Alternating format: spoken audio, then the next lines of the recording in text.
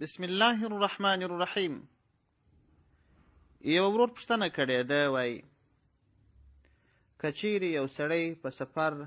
یو ښار ته ولاړ سي، په هغه ښار کې اوسي، کار کوي یا دوکان کوي یا مزدوري کوي، خو د دغه ښاره څخه 100 یا 200 کیلومتره لیرې په یو بل ښار کې کوټه ونیسي. کله کله چې ناجوړه سي یا کار ورته پیښ سي، بیا هغه ښار ته ځي. دا چې دی هغه ښار ته ولاړ سي، په دغه تګ سره د ده دغه نیت د اقامت خرابېږي، او که یا او دی مسافر بلل کېږي، او که یا لمونځ به سفریانه کوي، او که یا د دغه ورور د پوښتنې په جواب کې باید ووایم چې مسله داسې ده، هر کله چې یو سړی یو ښار ته ولاړ سي، هلته نیت د اقامت وکړي چې زه به 15 شپې کوم. نو کله چې دی هلته واوسېږي 15 شپې یا زیاتې،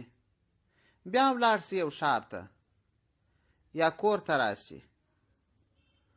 بل ښار ته ولاړ سي، هلته شپه وکړي، یا کور ته راسي یوه شپه و دوې وکړي، بېرته چې هغه ښار ته ورسي، بیا هم دا سړی مسافر دی، هغه نیت د اقامت یې تللی دی. البته که چیرې یو سړي په یو ښار کې د دائمي اوسېدو اراده وکړل، په هغه ښار کې یې کوټه ونیول، د اوسېدو سامان یې ټول برابر کښېښودی، بیا که کور ته ولاړ سي او که بل ښار ته ولاړ سي، که څه هم د سفر اندازه پوره کړي چې راسي، بیا هم دی مقیم بلل کېږي. نو اوس چې دی په یو بل ښار کې کوټه نیولې ده، که چیرې دی هلته د ژوند ټول ضرورتونه برابر ایښي وي، لکه کور، او یو ور یې 15 شپې پکښې پوره کړي وي، بیا نو که دی په هغه ځای کې 15 شپې کوي که یې نه کوي، او یوه شپه ورځي که 2 شپې ورځي، هلته دی مقیمین بلل کېږي، هغه یې وطن د اقامت شو. او که په دې ښار کې کار کوي، فقط د 1 شپې 2 دپاره هلته آرام کوي، هلته یې د ژوند او ګزران اسباب دا موجود نه وي، د معیشت اسباب یې موجود نه وي،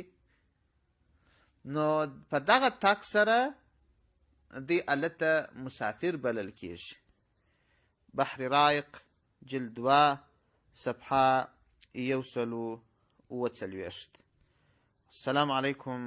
ورحمة الله وبرکاته.